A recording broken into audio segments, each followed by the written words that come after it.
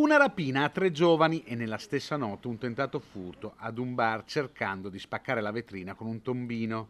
4 gli arresti da parte della polizia di Padova. È successo nella notte tra mercoledì e giovedì, quando durante un controllo nelle zone della Movida gli agenti venivano fermati da 3 giovani che riferivano di essere stati rapinati mentre stavano passando la serata al Portello.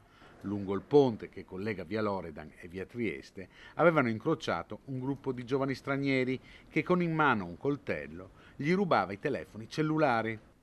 Raccolta la descrizione dei rapinatori, i poliziotti si sono messi sulle loro tracce notando in via Belzone 2 nordafricani che corrispondevano all'identikit. I 2, alla vista della volante, hanno cambiato direzione insospettendo gli uomini della questura che sono riusciti a fermarli e a ritrovare poco distante la refurtiva.